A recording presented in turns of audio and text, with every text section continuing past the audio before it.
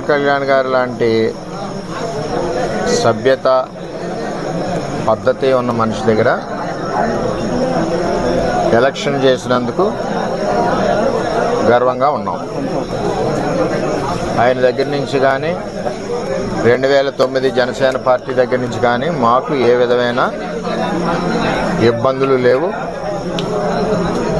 మేము ఎప్పుడు కూడా కలిసికట్టుగా ఒకే కుటుంబంలాగా మొన్న ఎలక్షన్ చేసాం, అటు పని చేసుకున్నాం. ఏదైతే తెలుగుదేశం పార్టీ నుంచి 5 నెలలు 6 నెలల ముందు వెళ్ళిన 20-25 మంది జనం ఉన్నారో వారిని స్థానిక ఎంపీ వైసీపీ పార్టీ అని చెప్పి పార్టీలో జాయిన్ చేసుకుని ఉండడం జరిగింది. వాళ్లే ఈ దాడి చేశారు మణిపూర్లో. చేత చాలా అవుతుంటాయి, మేము ఫేస్ చేయగలం. మాకు చేతగా కాదు, చేతగాని దద్దంలో కాదు. మేము ఈ దాడి ప్రత్యక్షంగా పోలీసులు ఉన్న చోట జరిగింది, పోలీసులు ఉన్నప్పుడు జరిగింది. మేము ఒక ఆయన్ని సర్పంచ్ గారిని కలవడానికి వెళ్ళాం. ఎలక్షన్లో రకరకాలుగా చేశాం. మేము పబ్లిక్గా చేసిన వాళ్ళు ఉన్నారు, చాటుని చేసిన వాళ్ళు ఉన్నారు, వెనకుండి మాకు హెల్ప్ చేసిన వాళ్ళు ఉన్నారు. ఇవన్నీ మేము చెప్పం కదా, ఊరందరికీ చెప్పాలని పని నాకు లేదు కదా. నాకు ఆయన బాధ్యత చెప్పారు ఎలక్షన్, ఆ బాధ్యత నేను నెరవేర్చాను. అంచేత వాళ్ళు దాడి చేశారు, చాలా దారుణంగా దాడి చేశారు. అందులో మా కారులో మండల పార్టీ ప్రెసిడెంట్ గారు ఉన్నారు, ఎక్స్ జెడ్పీటీసీ ప్రసాద్ గారు ఉన్నారు, ఇంకో ఎక్స్ జెడ్పీటీసీ బర్లప్పారావు ఉన్నారు, ఇంకో ఆయన ఎక్స్ ప్రెసిడెంట్ నాగు ఉన్నారు, ఇంకో ఆయన పార్టీ ప్రెసిడెంట్ శివ ఉన్నాడు. ఎంతమంది ఉండగా సడన్గా సీసాలు, ఇటుక బెడ్లు, ఇది మండలంలో ఒక ప్రాక్టీస్ అయిపోయింది. ఇది వరకు సాయి ధర్మతేజ్ గారి మీద కూడా ఇదే దాడి చేశారు. ఆ దాడి చేసినప్పుడు సరైన చర్యలు పోలీస్ యంత్రాంగం తీసుకోలేదు. ఆఖరికి వాళ్ళు వెళ్ళిపోయాక దాడి జరిగిందన్నారు తప్పితే, వాళ్ళు ఉండగా దాడి జరిగి దెబ్బలు తగిలితే వాళ్ళు వెళ్ళిపోయాక దాడి జరిగిందన్నారు. సరే, ఇదంతా కాంట్రవర్సీ ఎందుకని మేము మాట్లాడుకుంటున్నాం. ఇది నన్ను చంపడానికి కుట్ర జరిగింది. ఎందుకంటే నాకు కూడా కార్యకర్తలు, ఊళ్ళో కార్యకర్తలు కూడా 150 మంది కూడా ఉన్నారు కాబట్టి ఇవన్నీ సీజన్ బ్యాంకులు, వాళ్ళంతా కారులో ఇటుక బెడ్లు, 2-3 గాయాలు, ఇవన్నీ జరిగినాయి. సరే చూద్దాం ఏమవుతాం. ఇవన్నీ ఇటువంటి పిరికి బంద చర్యలకు భయపడేది ఏమి ఉండదు. వర్మ ఎప్పుడు కూడా 22 ఏళ్ళ నుంచి ఉన్నాడు, ఎప్పుడు కూడా ఇటువంటి వ్యవహారం జరగలేదు. ఈ సంస్కృతి పిఠాపురంలో ఇప్పుడే వచ్చింది. ఇప్పటి వరకు పిఠాపురంలో ఇటువంటి సంస్కృతి లేదు. చట్టం ఉంది కదా.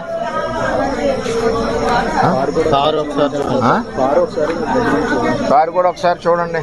ఆ కారును కూడా నేను రిపేర్ చేయించిన, ఆ కారుని సెంటర్లోనే ఉంచేస్తా. పోలీసు సరైన నిర్ణయం తీసుకునే వరకు ఆ కారు ఈవేళ ఇక్కడ గెస్ట్ హౌస్ దగ్గర ఉంది, రేపు రోడ్డు మీద సెంటర్లో పెట్టేస్తా లాక్ చేసి. కొత్తగా తెలుగుదేశం పార్టీ నుంచి కొత్తగా వెళ్ళిన జనసేన నాయకులు వన్నిపూడికి సంబంధించి ఇంకా ఉన్నారు. వాళ్ళ చరిత్ర కూడా ఇది వరకు అదే. అందుకనే పార్టీలోంచి పంపించాం, ఆ పార్టీలో తీసుకున్నారు. అది ఎవరి పార్టీ వాళ్ళ ఇష్టం, మనం వద్దని అనడానికి వీల్లేదు. సరే ఏం జరుగుద్దో ఆలోచిద్దాం. మా నాయకులు అయితే కంప్లైంట్ వద్దన్నారు, మేము ఇప్పటి వరకు కంప్లైంట్ కూడా ఇవ్వలేదు. అది జనసేన అధినేతకి నిన్నటికి నేటికి కూడా మీరు దేవుళ్ళగా కనిపించారు, దేవుడు అనేది అని అంటున్నారు. ఇప్పుడు జన సైనికులు కానీ నాయకులు కానీ విధమైన చర్యలపై తమరు ఏ విధమైన జనసేన నాయకుడికి కానీ 2009 జనసేన తమ్ముళ్ళకి కానీ మాకు కానీ ఏ విధమైన ఇబ్బందులు గొడవలు లేవు. అంతా కుటుంబంలాగా ఉన్నాం. ఏదైతే తెలుగుదేశం పార్టీ నుంచి వెళ్ళిన నాయకులు ఉన్నారో 20-25 మంది, వాళ్ళందరూ మా పార్టీ కార్యకర్తల మీద దాడులు చేస్తున్నారు, మా మీద దాడి చేస్తున్నారు, నా మీద ఫస్ట్ టైం ఈ విధంగా చేస్తూ ఉన్నారు. చట్టం ఉంది కదా, చూద్దాం. మా నాయకులైతే ఇప్పుడు వరకు కంప్లైంట్ ఇవ్వలేదు. నాయకులు మా మండల పార్టీ ప్రెసిడెంట్ గారు ఇల్లు చూసి కంప్లైంట్ ఇవ్వాలా. మరి అందరూ కూడా బుద్ధి చెప్పేవాళ్ళం, అందరికీ చేతనవుద్ది కదా.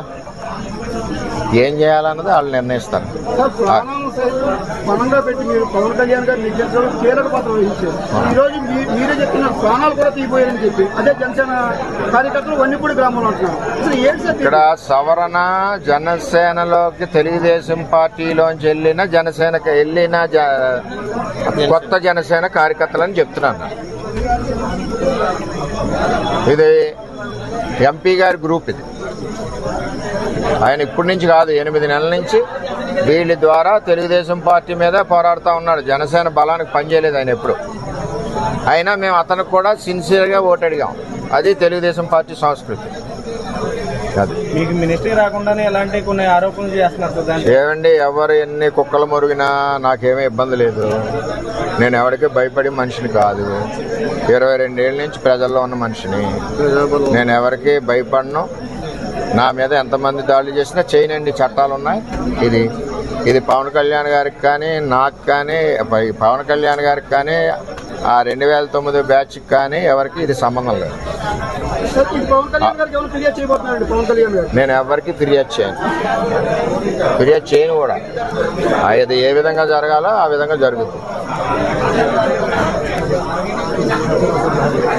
ఓకే. Please subscribe .news.